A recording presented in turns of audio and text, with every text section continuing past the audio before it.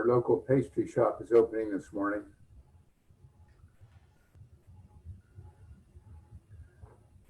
Looks good.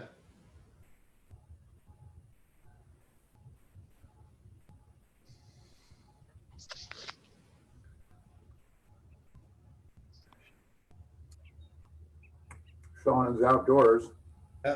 Morning, Yes, John. yes, I am. Good morning. How is everyone? Nice background, Sean. Oh, thank you. Kim's doing better than the rest of us. He has a pastry from a local pastry shop. Lucky him. Open this morning Nice. at the old Cafe Luna. You got it from Grandma C's, huh? Correct. Very cool. Is there a better spot for me to stand here? Jeez. Keep the sun out. At work too. I get to multitask.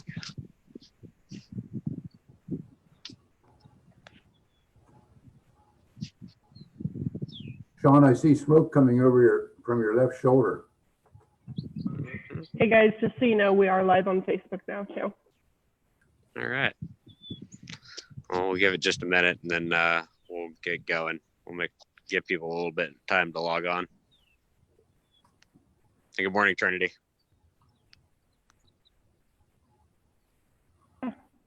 Good morning. This is getting me stuck on mute there. I'm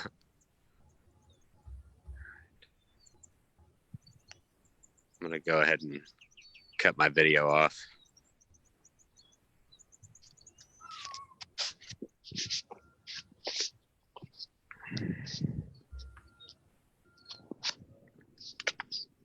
Well, I guess I'll imitate the other councilman and cut my video off.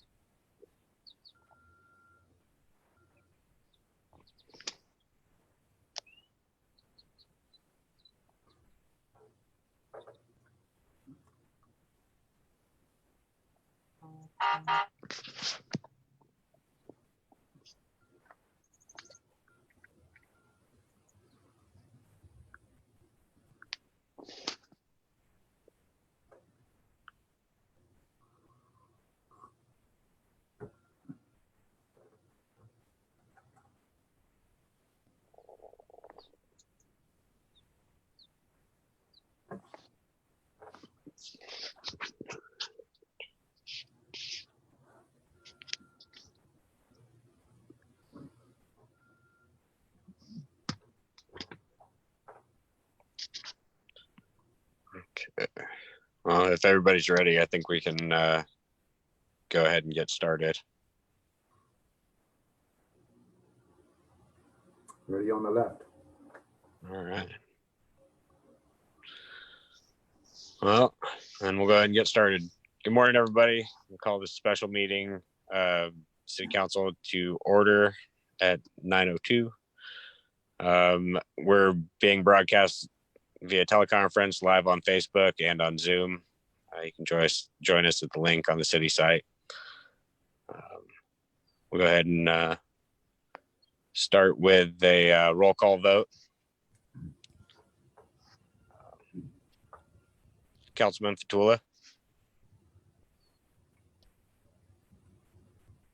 Councilmember Douglas. Present.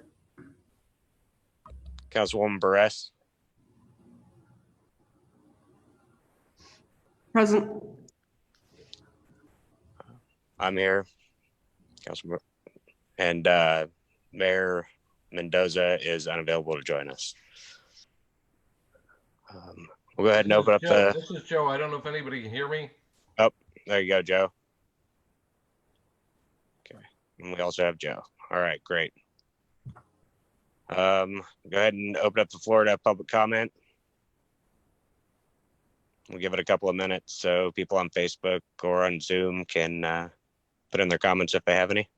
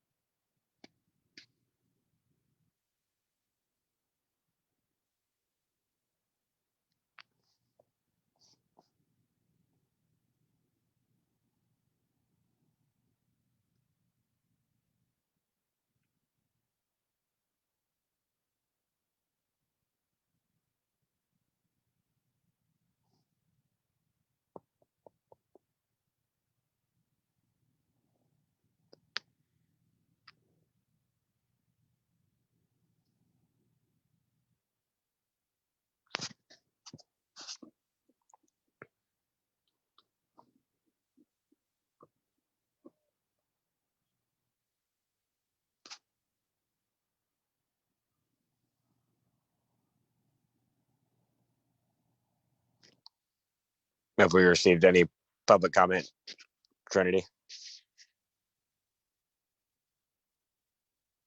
No, not at this time. Okay. If we, I'm sorry. Yeah, if we do get any public comment, we can come back to it. I know there's a little bit of a lag on the Facebook Live.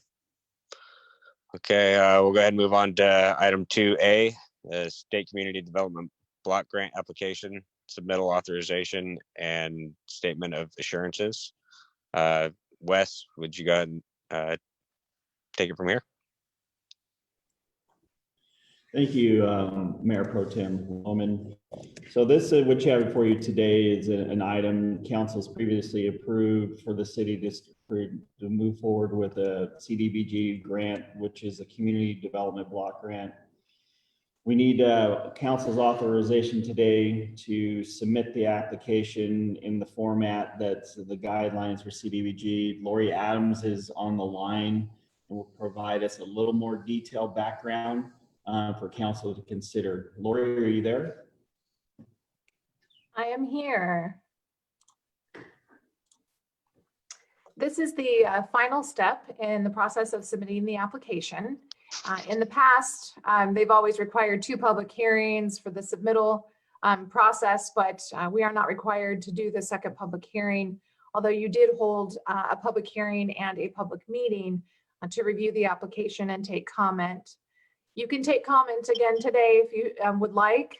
Any of those comments that would be received would be considered for future applications. The application that you've put together and that was selected was the Public Improvement Street Project that covers the street segments of Culver Street, Church Street, Pleasant Street, School Street, and Forest Hill Street. And of course, there are sections of those that are being targeted with this funding. The project will include general administration and cover the costs associated with the implementation and of the project, both on the general administration side as well on the construction management side. And the total application that we're going to be submitting is $2,961,328.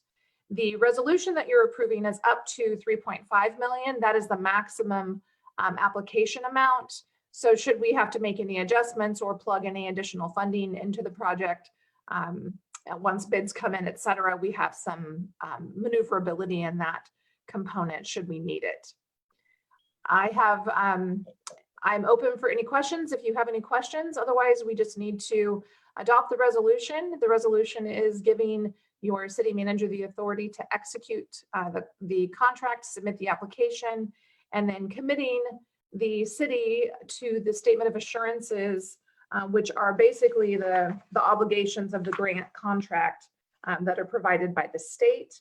And the city manager would then execute that as a part of the application.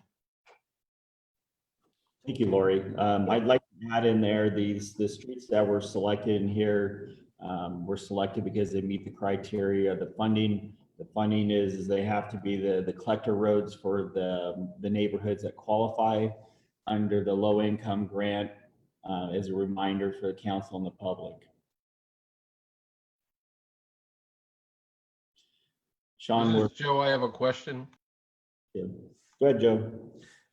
So we're not asking for the full amount of funding. Can you tell me the amount that we're actually asking for again? It's $2,961,328. It's what we felt that the value that would best provide us an opportunity to be successful for this funding.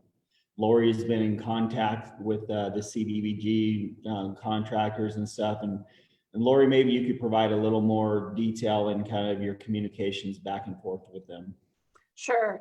The project that we're putting forth is a citywide project, which we have to ensure that the streets and the project scope that we put together meets that criteria. Otherwise, they will require us to do a neighborhood income survey for the persons who would be receiving benefit from those streets. So when we developed the project scope and identified your streets, we were able to get buy-in from CDBG that this was an approved citywide project scope. So when we go out, develop the budget, then the budget numbers and the estimates drive the cost that we're going to request. Yeah, so my question is not so much on what we're going after for this piece, but there's about another 550K that would take us up to the maximum. Should we start to think about planning out like a phase 2? What should be next? You could definitely do that. We have until September to submit applications. So you could look for another street that might benefit a citywide application. But can we do this in a way so that it doesn't slow this part of it down? Like we let this piece go as is, and then next month we start on phase 2. Yes, you definitely could. You definitely can. The state issued yesterday a listing of all the applications that they've received. They, of course, in this current NOFA don't show enough money, but they have other funds that are coming into the program that are going to fund down that list, and we're getting in line. So from what I understand, and my conversation yesterday was that in the next 60 days, they'll be augmenting the funding to this OTC program and continuing to fund down that list. So if you have another project that you would like to get in line, then yes, we would be able to do that. And with the resolution that you're adopting today, it would not require an additional action by the council other than directing staff to go ahead and submit the application. So it would be a far more simple process than what we've just went through. So what I would like to do as part of this, and when we get to the motion, we can address it there, but I'd like to instruct staff to start working on a phase 2 as well. Sounds good.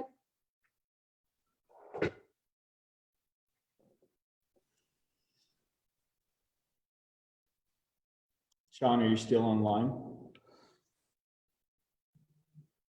Sean, you're muted. Sorry, I sat in my truck and apparently it went to safe driving mode. Are there any other questions from council? I don't have anything at this time. Okay. Did we get any comments from the public? We're not seeing any on this side, Sean. Okay, great. Then can I get a motion to approve the resolution? Yeah, this is Joe. I would like to make a motion to approve the resolution and to instruct staff to start on the phase 2. Okay, second. This is Councilmember Barris, I second. Okay, I'll do a roll call. Councilmember Fatula, Aye. Councilmember Douglas, Aye. Councilwoman Barres, Aye. and me, Mayor Pro Tem Sean Lohman. Aye. Thank you, everyone. For the record, we'll note that Mayor Mendoza is absent. Right. Thank you, Wes. Okay. That we'll go ahead and move on to item 3A, our budget workshop for 2021-2022. Wes? Yeah, I'll go ahead and kind of get it started. This is really going to be Lori doing a presentation. I just want to add this caveat as we move through these documents. I mean, the staff believes we can present council with a balanced budget, but we would like to add the stipulation that, this is what we know today. The revenues could be different in the coming months, which would require us to come back to council and do a budget augmentation. The budget assumes a 20% reduction in year one in the sales tax revenue, and then in the subsequent year in the 2023 or 2022 year, it includes a 10% reduction in sales tax revenue. Lori, you want to take it over from here? Good morning. I tried this morning to find a good budget joke, but I found that budgeting's not very funny. Yeah, I'll just grab on a little bit to what Wes said there. A budget obviously is just a plan. It's based on assumptions. It's kind of the best information that we have at the time. But what it does give us is at least a plan that we can then monitor and can trigger us to make revisions as needed as we get into things. So with that, I hope that you've all had a chance to look through the package. I know it's a lot of information. There's a couple charts that kind of summarize things. I thought I would just start out with talking about staffing. Jackie, if you could just move forward to the staff chart.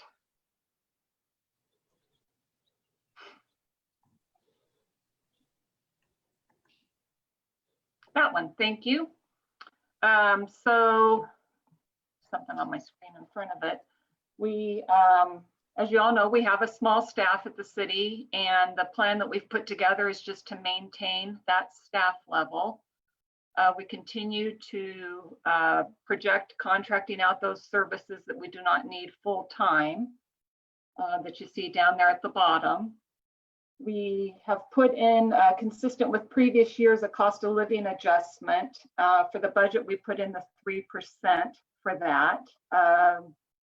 And then also a provision for 5% merit increases at the employee anniversary dates. As you're aware, we're in the middle of looking at our MOU with our labor union employees. So there may be something that comes out of that as we move a little further through that. Wes, did you have any comments on any of that? I do. I'd like to add in what you have before you as far as staff positions in there. Of those staff positions right now, one maintenance worker 1 positions is vacant, and our community services representative is currently vacant right now as well. Staff does not intend to fill those positions until we get a better handle on what our financial position is. So at least through probably the fall, when we get a gauge on what our sales tax revenue is actually truly going to come through looking like, we would not seek those to refill those positions at this time. So Wes and Laurie, just a question for you on it. So the current number is not really the full year headcount equivalent. So for both of those positions, if you rated this as one headcount was 12 person months worth of work, what percentage of the 1 for each of those would that be at the end of the year?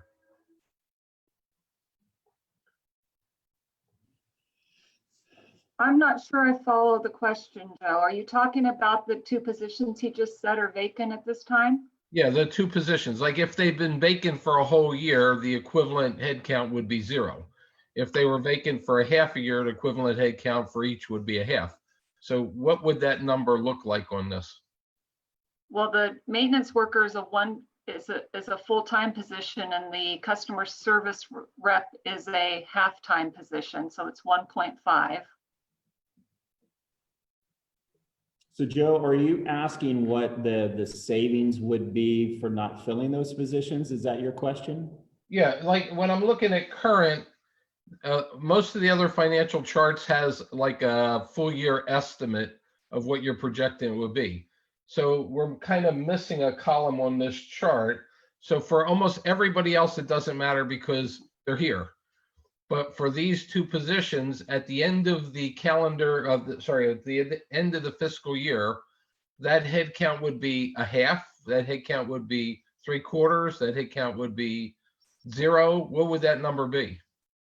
When we put together this budget, we have them in as if they were employed. Right, but since we know right now that we're not filling them right at this point, what's our projected number at the end of the fiscal year for the current year? Well, I mean, some of the challenge to answer that question, Joe, is the fact is we don't know if and when we're going to bring them on. I mean, if we truly said we're not going to revisit these positions until mid-year, so then we know we could put it at half. That's why we left them as their current budgeting is for the amount of time they're on there, because we don't know when we might bring them on. So we wanted to present a picture of a worst case scenario on what that cost would look like if those individuals were here today. And I'd like to note on the CSR that position's actually furloughed, and we wouldn't be filling that vacancy. We would be bringing that individual back on.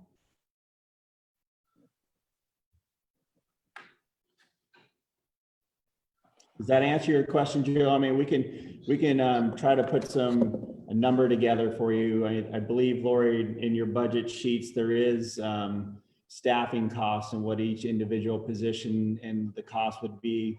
And we could provide a separate information to council on what the savings would be if we had that person was on board 3/4 of a year versus half a year or 1/4 of a year. Would that?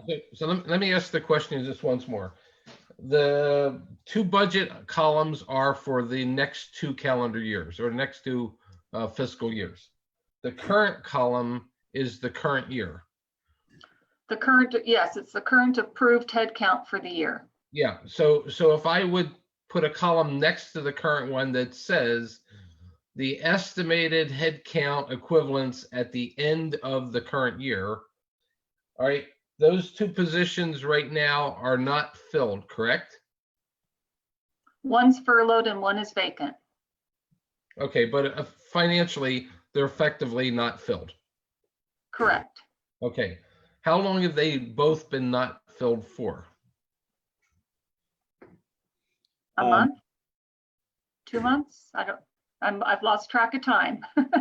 A month about. Yeah, so Joe, this is Wes. It's been about a month since both of those positions were released. Right, so if we didn't fill them, our fiscal year ends when? June 30th. So the most we could save out of these, best case, is like 2 to 3 months. For this fiscal year, yes, Joe. That's all I was looking for. Yeah. So it's roughly between the 2 positions, it's about 1 head count equivalent that we'll save. I don't know if it would be that total value that high, but there is definitely a savings, and we can provide that number out to council. Yep. That's all I had on that. Okay. Jackie, if we could back up a couple charts to it's page 5, I think, of the budget package. One more. Thank you. This is the overall summary of the budget. This is for the first fiscal year, 2020 to 2021. I just wanted to point out that we kind of expanded on this chart for this year so that we can see just the impact of the normal operations separate from the grants and the capital projects activity. So if you look at that very first line, the general fund unrestricted, we have the projected fund balance for the beginning of the fiscal year. And then the next 2 columns are just the regular operating revenues and operating expenses, so that we can see that separate from any grant activity or capital projects that come through. We could talk about the general fund. Wes already mentioned that for the sales and use tax, we went a little bit more conservative than the last report that we gave, the 20% reduction for the first year. That reduction's based on last year, fiscal year 2019's revenues, not this year's. And then 10% for the following year. Obviously, as we get more information, and that's one of the things I said in the very beginning is, we're based on assumptions here. So as soon as we can see some change in those assumptions or the actuals not hitting those assumptions, we can come back and report and make adjustments as necessary. In addition to the sales tax, we also anticipated some negative impacts to our business license revenues, our TOT taxes, and interest income. Obviously, with some of the changes of how people have to report their sales tax and the time they have to pay it, that's going to impact our cash flow a bit, which will reduce our interest earnings. And obviously, interest rates are also going down. Property taxes are the second largest revenue source in the general fund, and we've put just a modest growth in that category for the first fiscal year and a little bit more in the second year as we will see the completion of the new housing developments that we currently have in process. We were also pretty conservative with projecting additional TOT tax based on the new hotel coming in. We didn't put that in until the second fiscal year, and even at that fairly conservatively. So as we move through time here and get a better knowledge of what's really happening there, we can adjust these numbers. That's kind of the most that I was going to speak to on the revenue side. Do we have any questions on that? Comments?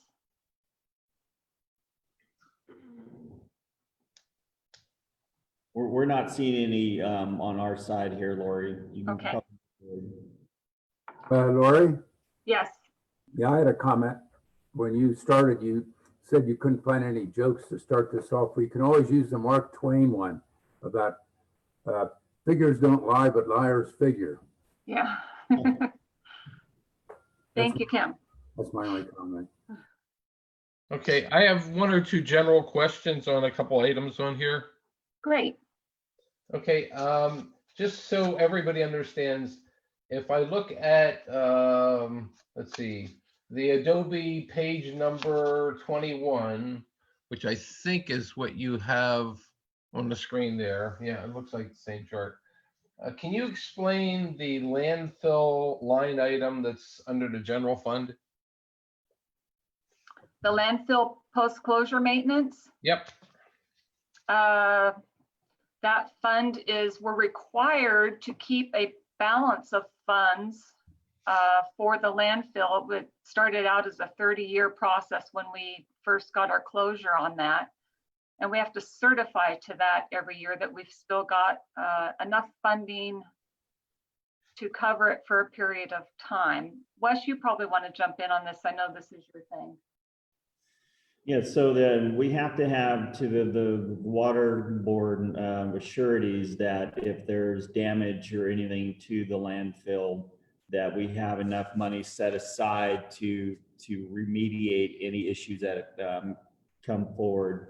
So that not only do we have to have it for the surface decking, but also the subsurface. Our insurance actually wrote us a policy included in there because we have to have an additional $400,000 worth of insurance to cover that piece of it. So from this, I mean, so the revenue piece of it is, you know, we kind of maintain our balances so that way we can remediate it. At some point, it's certainly hope that if we get a high enough fund balance that we could do what's called a clean closure on the site, which would mean we would remove the garbage. And then it would be we would no longer be in the garbage business. We'd be able to do something separate with that property. And of course, once you remove the garbage, you still have to do monitoring for 5 years. So it's a long-term goal.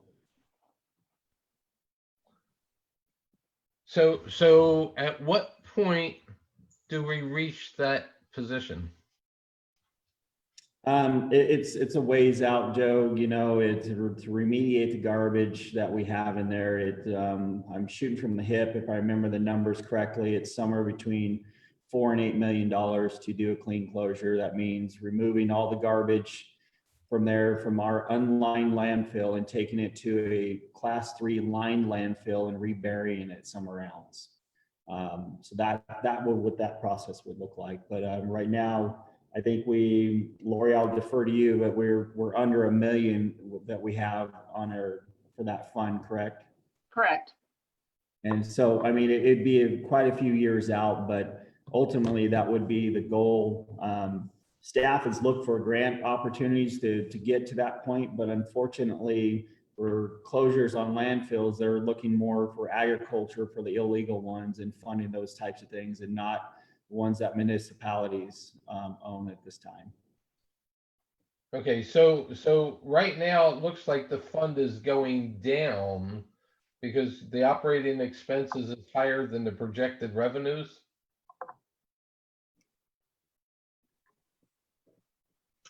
Correct. So we're never going to reach the point where we could afford to close the landfill.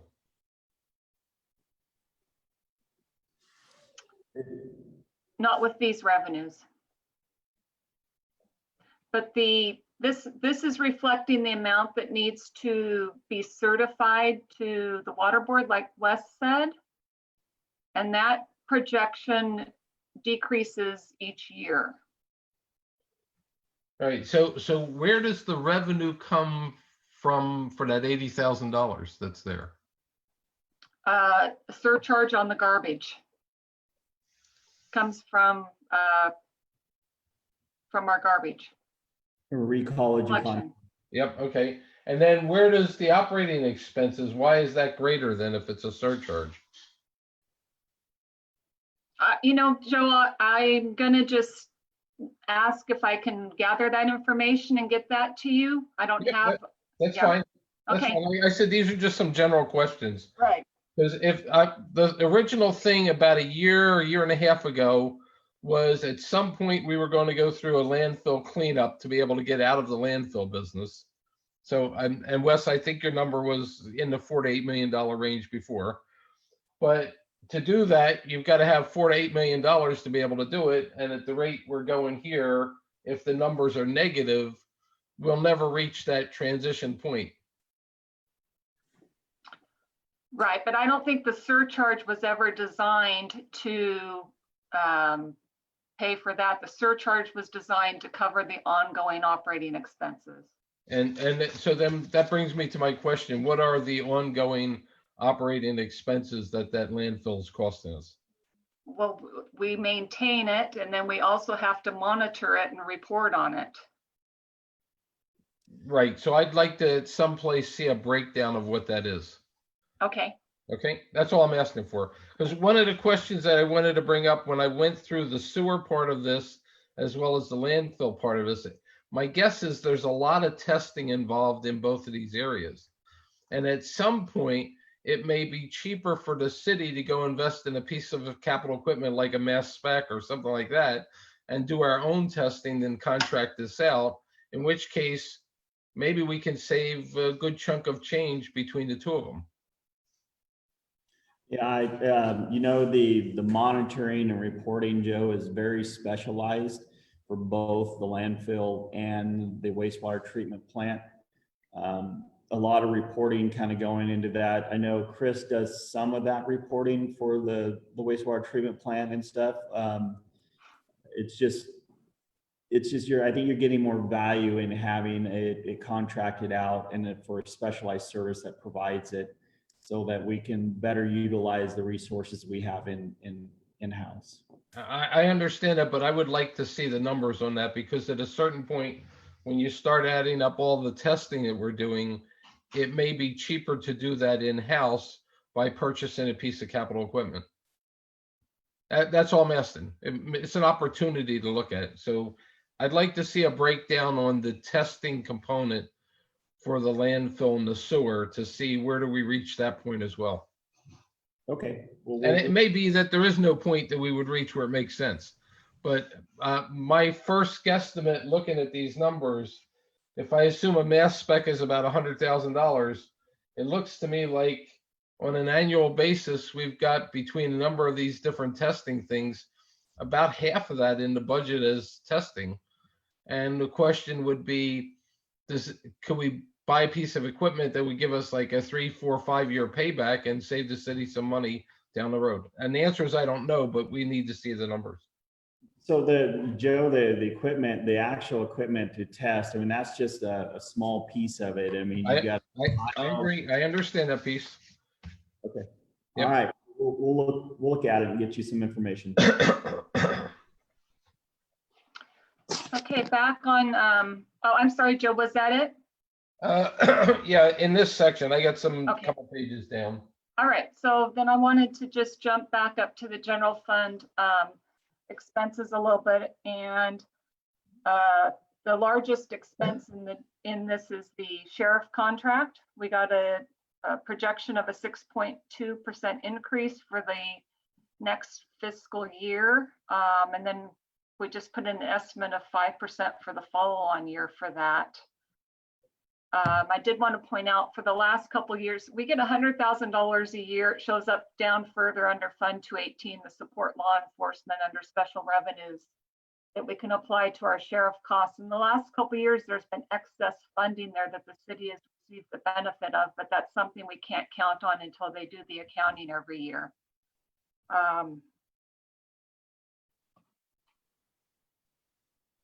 I guess the other thing I wanted to mention under the general fund is that we are recommending that we do some accounting up for our operating reserve. We have a 25% target and we need to just add to that a little bit as our expenses have gone up. That's under the reserve column. Also, we have established a practice to be officially reserving $50,000 a year for capital. That's in there. And then for the pension liability, we're recommending an additional $50,000 for that reserve. That brings us up to the last report we had from CalPERS for unfunded liability. I suspect that this is going to get worse with everything that's been going on. So this is just one step for the city to take reserving for that. Are you going to talk a little bit more detailed about the sheriff line item? No, you can. Okay, if you could flip down to page 37, which has the sheriff detail on it. Yeah, we don't have all the charts up, but okay. Okay, so on page 37, what it shows is the estimate for next year is 681K.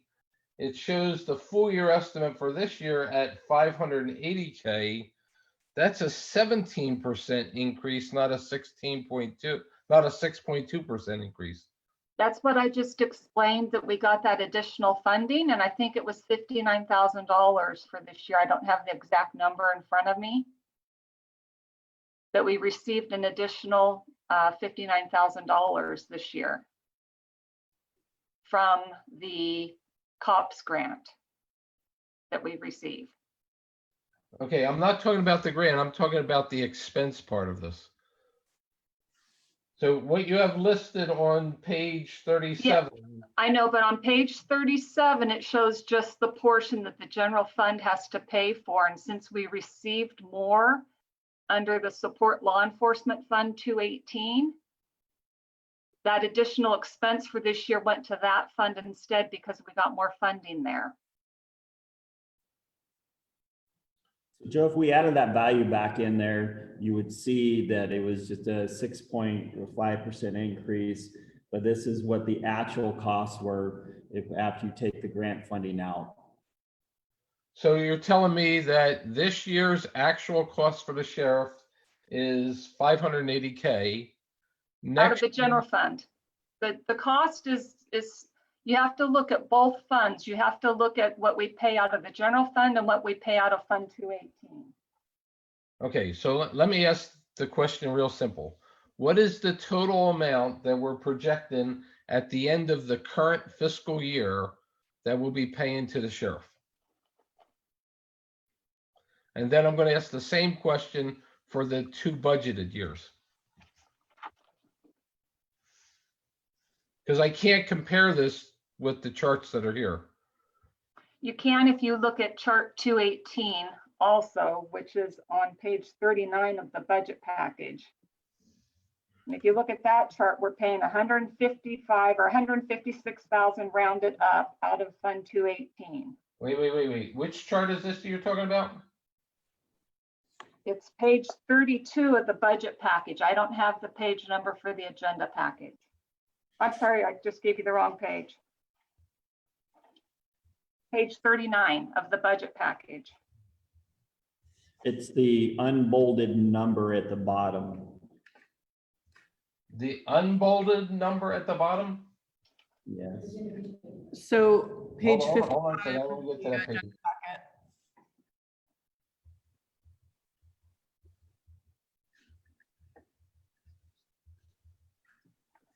Okay, so on the unbolded 39,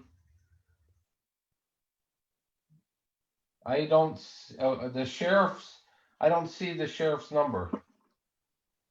What I see on this page, the unbolded, says Fund 218.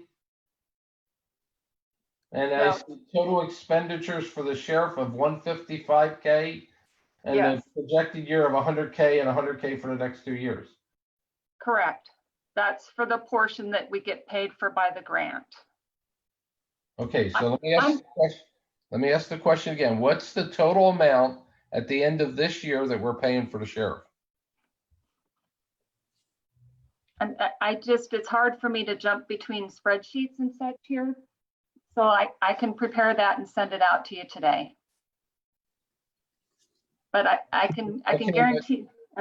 But I find it's going to be hard to make a decision on the budget if we can't answer a simple question with one of our largest expenditure items we have, which is the sheriff. What are we paying this year and what are we paying the next 2 years?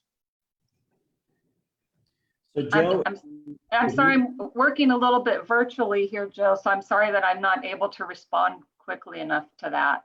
Yeah, that's okay. I want to not give you, I want you to feel confident in the numbers. So we could take a 2-minute break here for me to switch over to my other spreadsheets and give you that answer exactly. Okay. And we're not, okay.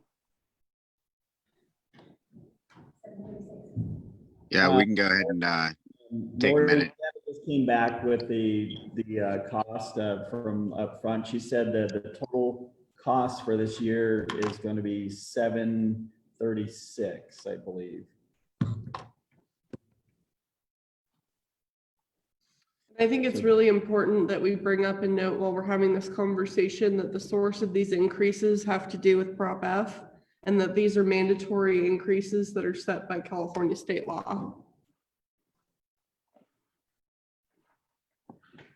Yeah, that may be true, but we also have to look at what percentage of the services are we contracting? Because right now we're trying to do 100% coverage. So this is back to Kim's question from a year ago, says, should we be doing 100% coverage or not? And I would just like to know what's the total this year and what's the total for the next 2 years that we're projecting. So just for clarification on that, our sheriff contract, it has very specific hours that we have coverage. It's not 100%. I don't want to share kind of publicly what hours that we don't have guaranteed service here. We'll have service, but it may be delayed on there. But this is not the sheriff's being here 24 hours a day, the current budget. So we're projecting the 781 for next year.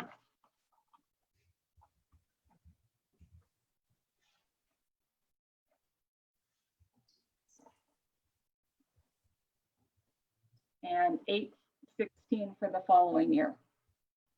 You said that was 815? 816. 816. And this year's total is 736? That's the number that somebody just brought in, you said, Wes? Shanna? Yeah, and I just brought it in, yes.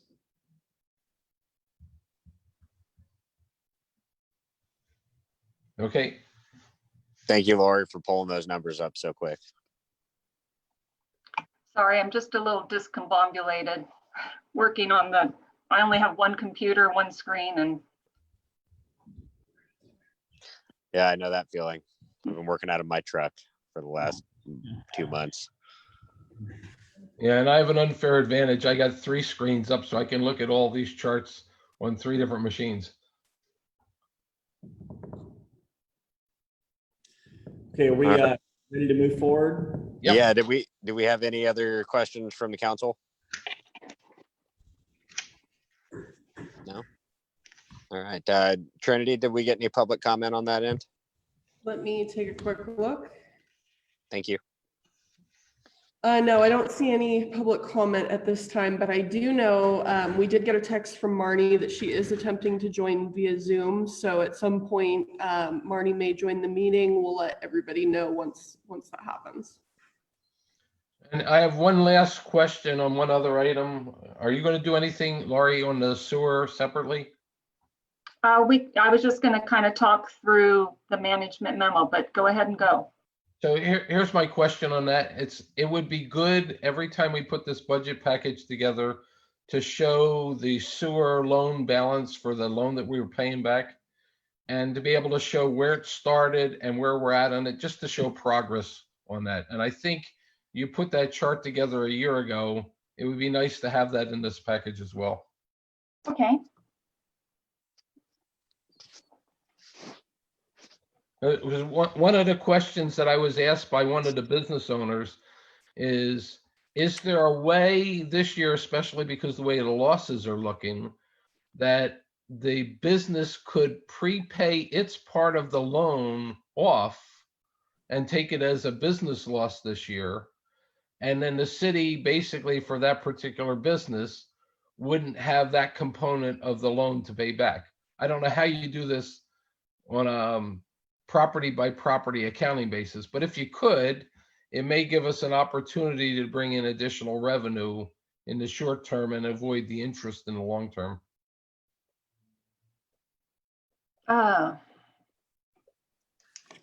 I guess I would respond with, anybody can prepay their expense and it would track to their account specifically.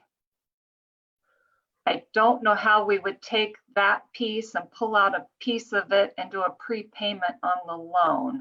Yeah, so the real question is this: if a business wanted to lower its monthly sewer bill so that if it was to sell its property, the new owner gets it at a better rate, one way you could do that is, like, if imagine the city's loan for the sewer was, $1,000 a property, whatever it happened to be. So if they prepaid that off, so that was zero, then effectively for the next, 20 years, whatever's left on the loan, that component is gone from their bill. That's the only question I was raising. Yeah, I think because new developments come in that help to contribute against that. Again, the only thing I could say to that is if somebody wanted to prepay their sewer bill, that credit would carry forward. Right, but it doesn't reduce their long-term rate, where if they paid off that piece of the loan, it would reduce their long-term rate. But I don't think we have any way of individually coming up with a way to reduce somebody's rates going forward. Yeah. Joe, we probably would have to include something like that in our next rate study, if that is the will of council to kind of do something like that, because that would take a very in-depth analysis, accounting for existing EDUs and future EDUs, projections and stuff. It would be very detailed analysis.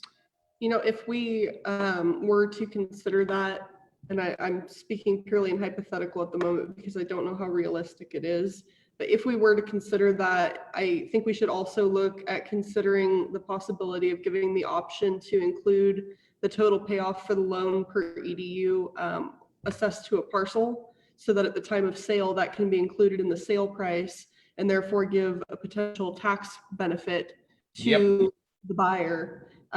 If we could include that as an option during our next rate study, I think that might be a way to pay down the loan a lot quicker and at least give some kind of incentive. Yep, I agree with Trinity on that. I think that's a good opportunity for businesses. And for homeowners too, because that way, it's not just the businesses benefiting. Homeowners would have a potential way to, reduce their bills over the length of, their ownership of the property. Yep. Great comment.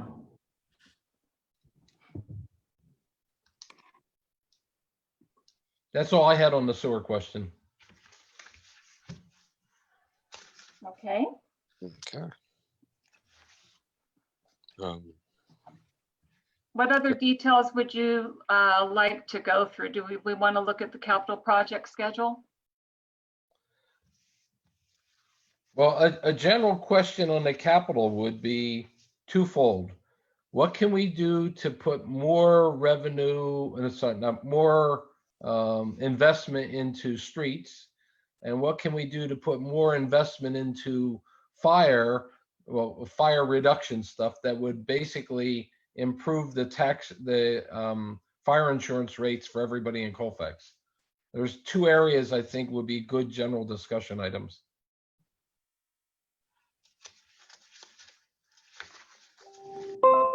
So I'll go ahead and try to talk about the roads. As we have a limited amount of reserves in there.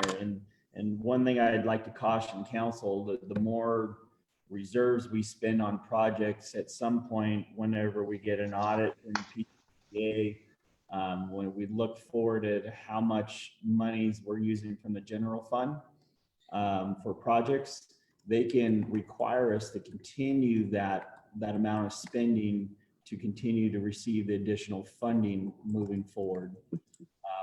Staff is, as we're well aware of this last agenda item we have here, we're seeking as much grant funding as humanly possible for this community. Each pot of money that we get has a caveat to it, like the discussion earlier that the CDBG funding can only be used for the collectors for the community sectors that qualify for the low income threshold and those types of things. But from the perspective of staff, Joe, it's just, we're going to have to continue to look for grant opportunities. At no time do I see, any other revenue source at this point. And Trinity could probably speak a little more specifically to the sales tax and then the reallocation of the local transportation funding. But I highly doubt that measure is actually going to go forward at this point. That's where we're at. Yeah, unfortunately, I'm not going to be able to add a whole lot there. Again, we're going to get some more information on our meeting next Wednesday, but everything is very much in the air at the moment. And so I think the best move that we can take is to be as conservative as possible with our future outlook for the next fiscal year. Yep.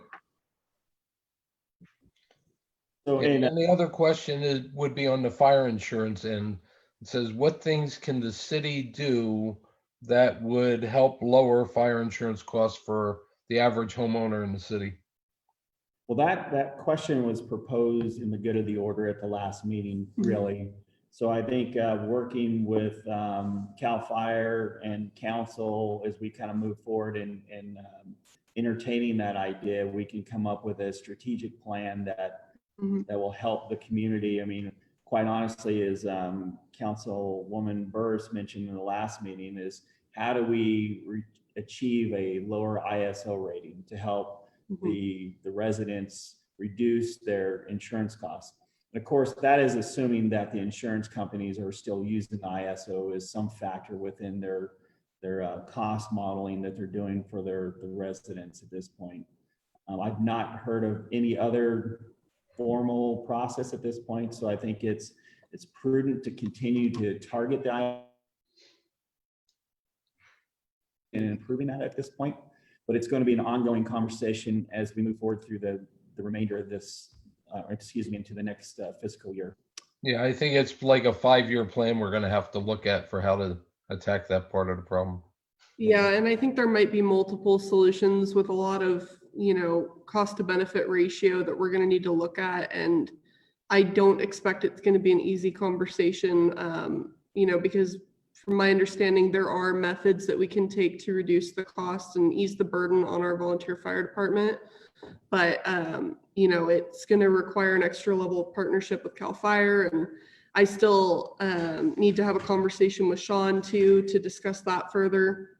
But I think the best thing we can do for the public is just lay out all the possibilities on the table, put them all in writing, and give people the chance to give us feedback on it and what they think is best for our town, and go from there. Yeah, and it also needs to include what a homeowner can do themselves that reduces their risk and improves their rating. Yeah. Yep. Okay. Well, this is Sean. I can chime in a little bit. So I've worked on the last 2 ISO studies and provided the information and met with the ISO. We are at our top level of cooperation with CAL FIRE right now. We use them for dispatch. We use them for training, administration. They supply 2 engines to the city that are counted in our dispatch roll, plus all the additional mutual aid that we get on a first alarm. So we're doing really good there as far as the level of cooperation with CAL FIRE that we can get. And our contract is extremely generous and really provides a lot to the city on that end. The big thing for our volunteer department right now would be getting numbers up and having updated equipment and having the particular pieces of equipment that ISO has listed in their spreadsheets. So we can check more boxes on those sheets to bring up our total score. Unfortunately, right now for insurance companies, they're basically just taking anywhere above 2,000 feet or 1,500 feet and call it a no insurance zone or raising rates for those areas, regardless of the ISO rating or the individual protections per town. They all pretty much got cold feet after the 2018 fire season.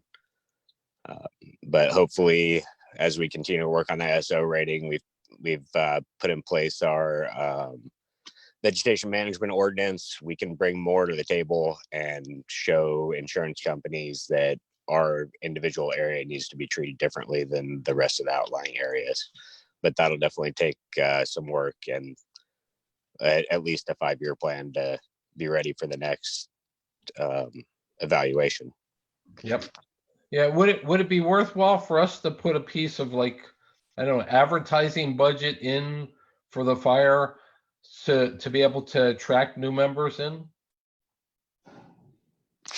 Yeah, we could definitely look into that, looking to put some into the Colfax connections or putting some more advertising out there. We're looking at purchasing some new updated structural PPE, so that way we'll have enough gear to outfit everybody and keep them looking consistent. Right now we're hitting a point of turnover in our gear, so that'll be something we already have budgeted for this fiscal year. Yeah, we had $20,000 in the budget for that, so we're doing pretty good on our plan ahead. There's also money in this budget to $350,000 to possibly purchase a water tender for the department to replace our 1982 Chevy that is still in operation. And having that updated equipment, the newer year model, and the higher pump capacity and more gallons of water to take to a fire initially are big steps in bringing up that score on their rating system. Okay, yeah, that's a good discussion. I mean, for the benefit of the discussion today, it sounds like it's a future discussion to have, more detail to be provided. So Sean, are we ready to move on for other items? I think, Lori, unless you have more you want to cover, we can just answer general questions at this time. What do you think? I think that sounds good. I feel like it's a lot of information that we went through quickly and a little bit spotty here. I just want to make sure that everybody has an opportunity to say if there's anything that we want to incorporate in here or before we bring it forward for approval in June.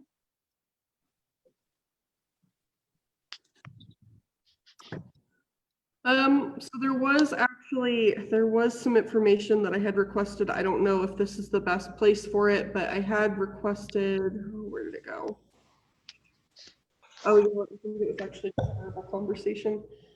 Basically a breakdown of where our staff salaries are coming from by fund.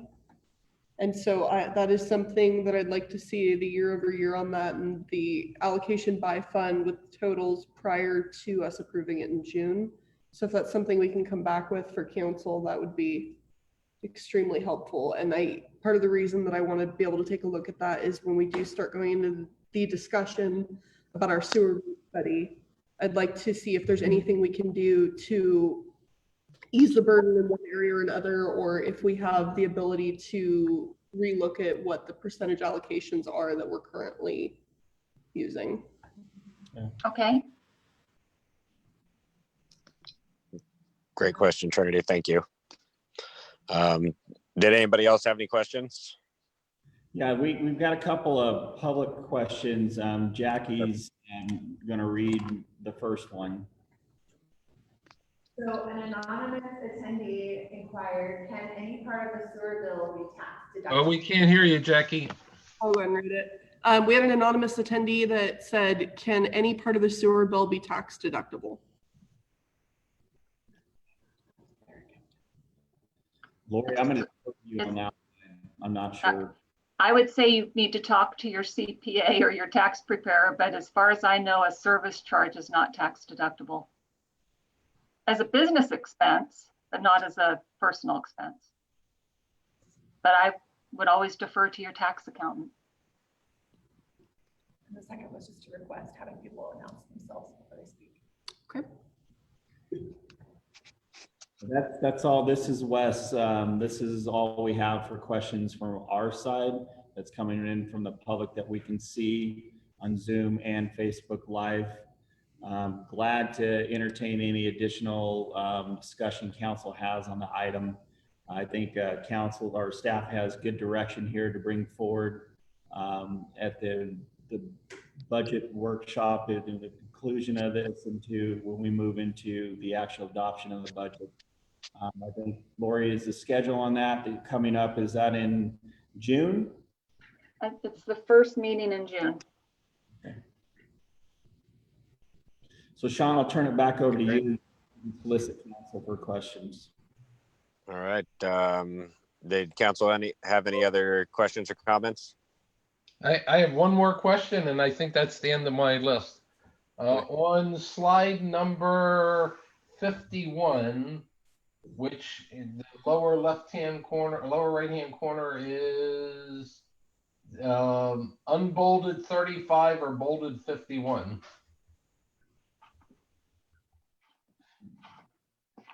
Right, it's under mitigation funds, park and recreation. It shows at the end of the year, our total revenue is 27K, but next year we're projecting it to go to 72K. How come the revenue more than doubled?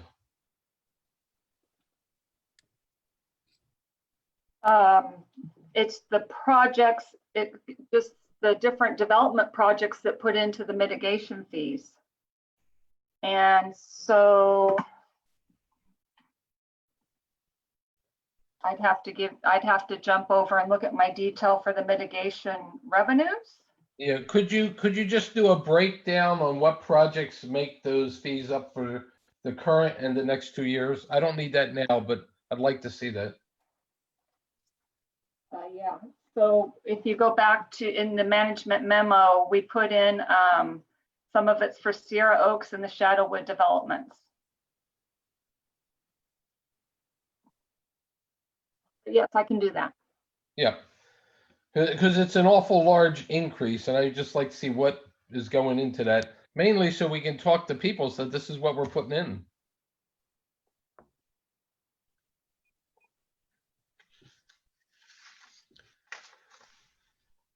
Okay. And that finishes my list. All right. Any other questions from council?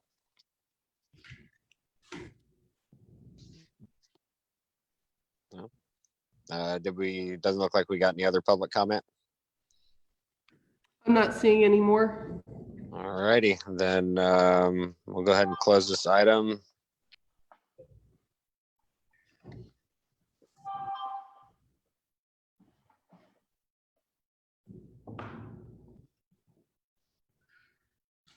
See, I know it's not on there. I don't know if we're able to just have other council discussion outside of this.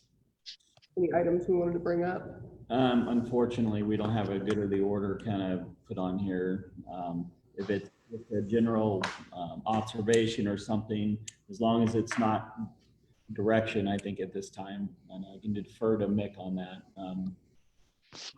That's what we think thing.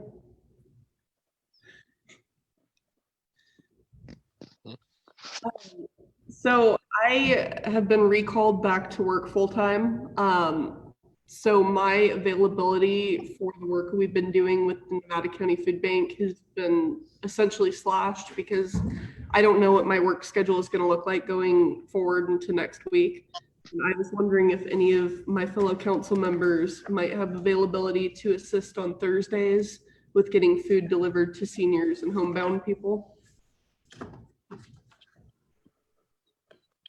I would still be able to help, but I won't be able to do the morning pickup, and it would be difficult to do the delivery. I'm not sure when I will or will not be outside of the city limits at work. About how much time are you looking for? Usually it takes up my entire Thursday, but if enough people want to help, it could really reduce it.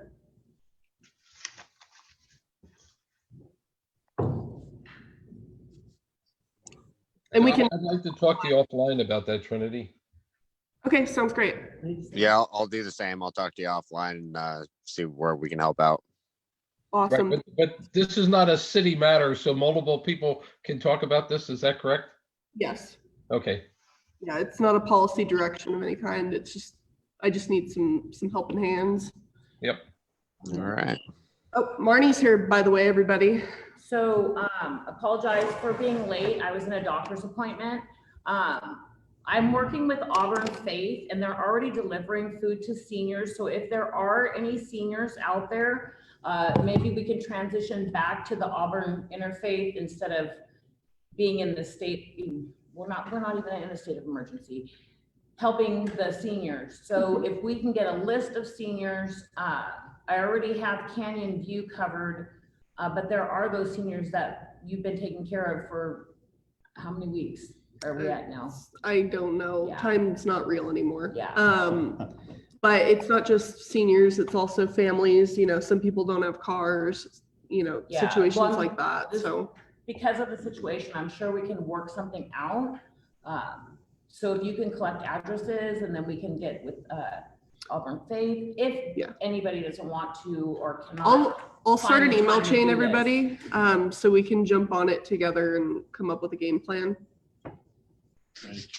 Sean, if I may, this is Wes, if I may say one thing before you adjourn. Uh-huh. I want to remind council, the next council meeting is May 27th. In addition, we will have a workshop at 9 a.m. on May 27th for the cannabis workshop. The goal is to get all the documents out today. It's to give council an entire week to review them. We've answered all the questions that were submitted. I think we have a pretty good outline. I know there are some additional policy questions that need to be answered as well. So the workshop may take a little longer than anticipated next week. Okay, great. Thank you for the update, Wes. Yeah. You know, I just reflecting back, I remember that Trinity she represents the city on the PCTPA board. So if council's okay with it, I'd like to push that workshop to 11 a.m. to make sure that Trinity has the opportunity to participate. Unfortunately, I can't miss the PCTPA meeting because I'm the chair, so I can't miss the meeting. Is there any objection from council to hosting the workshop at 11 a.m. May 27th? No. Nope. Okay, thank you, Sean. Thank you. Yep. Thank you. Appreciate all you're doing. And thanks everybody for being here. Marnie, I'm glad you were able to make it for the end. And we'll go ahead and call this meeting adjourned. Thank you, Sean. Thank you. Thanks, guys. Bye-bye. Goodbye. Bye-bye.